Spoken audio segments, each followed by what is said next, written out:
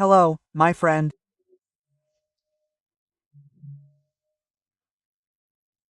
I'm back to our usual spot this Thursday, August 14th.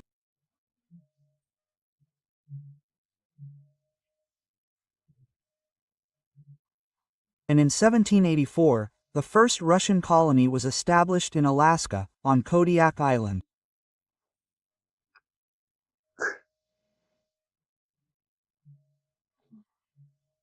"80 years later, more or less, the Americans bought Alaska from Russia for the equivalent, no, not equivalent, of $7 million at the time.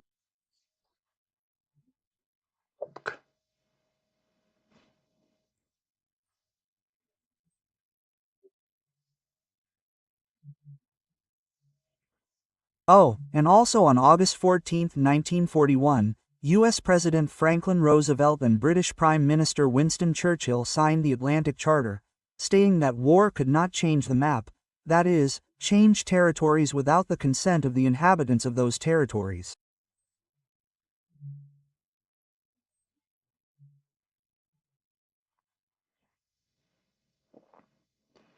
Interesting, right?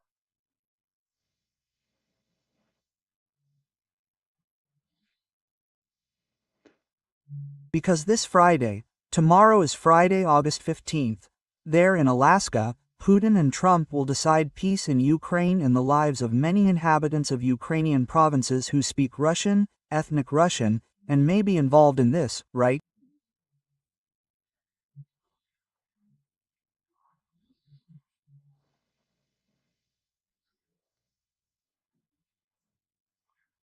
Just to remind you, the Soviet Union didn't respect it, pretended to respect it, and put an iron curtain over the European countries that fell under the yoke of Soviet communism, right? Well, we'll talk about this again in a bit. Remember to subscribe and leave your like or dislike at the end. So, let's get to our conversation today.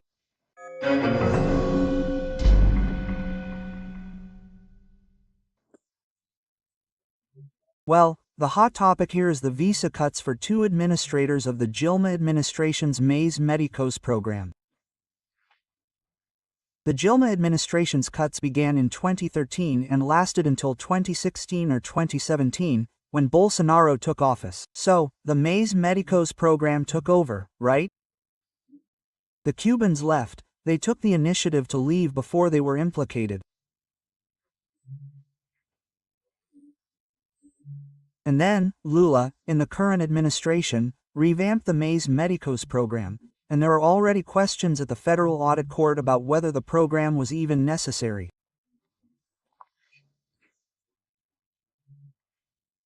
But the Mais Medicos program paid $13 billion with your money, mine, and the money of Brazilian taxpayers, of which $7 billion went to the Cuban government.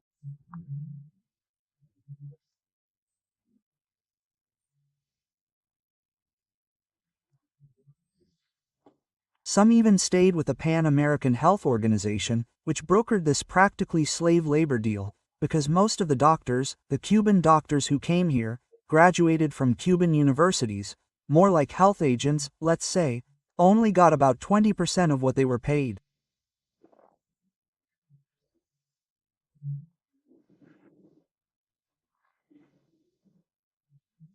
And they faced difficulties here, in addition to, having poor training that was covered up by the liberalization.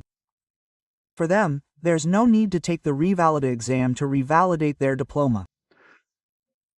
In other words, it was a way the Workers' Party government found to finance a dictatorship, the Cuban dictatorship, right? By using a semi-racialized workforce. This is what the Ministry of Labor punishes here from time to time. It finds there's slave labor on the farms, supposedly slave labor, because they work in exchange for food, a small salary, sleep poorly, eat poorly, right? And it's considered slave labor. This was done by mutual agreement between the Brazilian government, the Pan-American Health Organization, and the Cuban dictatorship.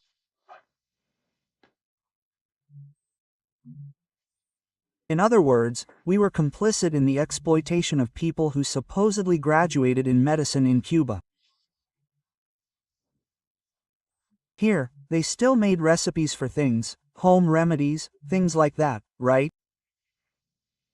Well, now I don't know if it will stop with just these two. One of them is now one of the great mentors there, administrators of COP30 in Belém, Para. I don't know if it will stop there or if it will also reach. There's a head of government at the time, a health minister at the time, right?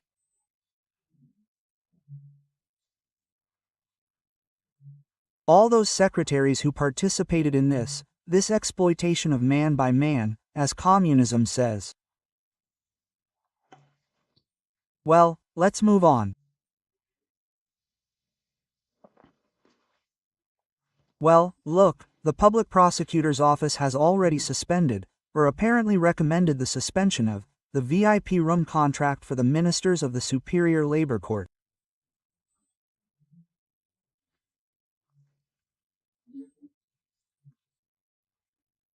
I still don't understand why, being the social justice system, they're afraid to socialize with the taxpayers who support the court, walking around the airport.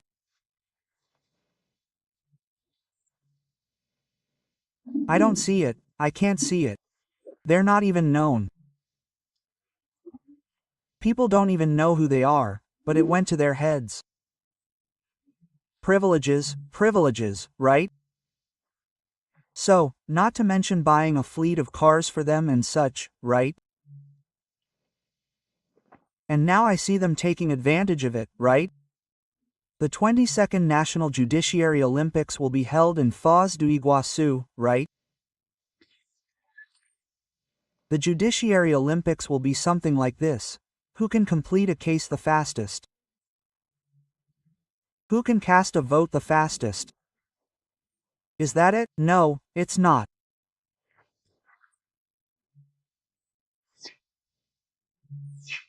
Look here, the sports, beach tennis, soccer, fishing, futsal. I think it's indoor soccer, handball, table soccer. I think it was what was called button soccer in my time.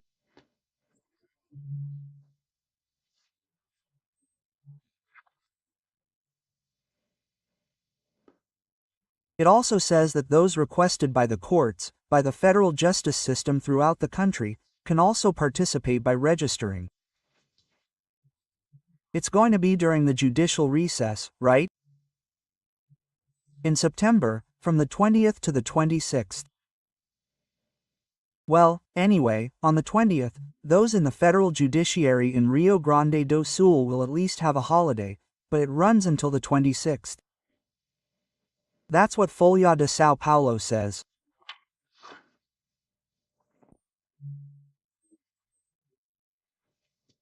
Well, jumping to Metropolis, they're giving details of a real estate transaction, that in Brazilian currency is 22 million, in American currency 4.1 thousand.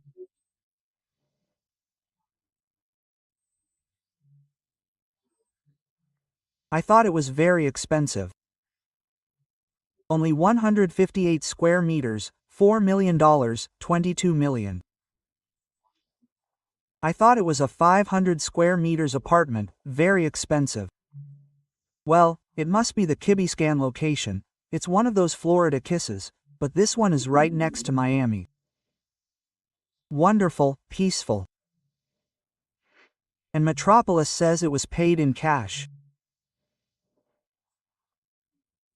That it was allegedly purchased by Minister Moraes, when he was still on the Supreme Court, in 2014, he paid cash, the equivalent of more than 22 million.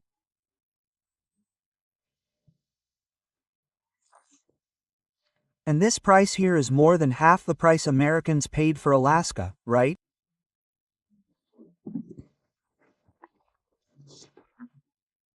Of course, in dollars from that time and in the name of an offshore company, Telubio or Telub, right?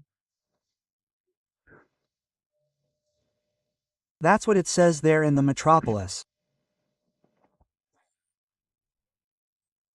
Hey, it even says that the condominium fee exceeds $15,000 per month.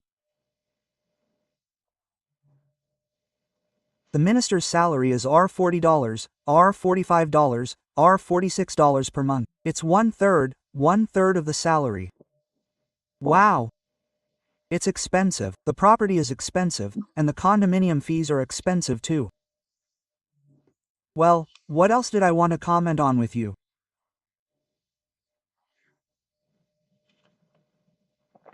Well, Trump said in an interview, Brazil is a terrible trading partner, it has always charged us a lot of tariffs, we practically never charged large tariffs.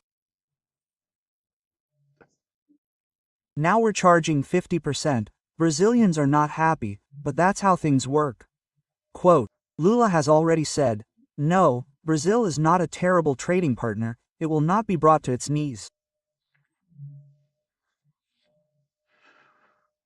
He just said, I don't know where the thing is about not kneeling, that he won't accept it.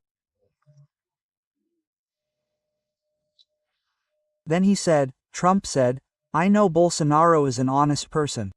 He's suffering a political execution. That's what they're trying to do to him, right? Just to remind you, Kassab, who has great political power, is defending that Congress discuss Bolsonaro's amnesty. We can already see that Mota is reticent, right? Oh, no, we have to see what the atmosphere is like here in Congress to do something and such. So, just to conclude, since we always speak in Portuguese, right, and in journalism, I saw a news story today. There was an accident on the structural road here in Brasilia. A truck hit a support, one of the pillars of a footbridge. And the news story talks about pillars, one of the supporting pillars. It's exactly like the connecting link in Brasilia. Alexandre Garcia.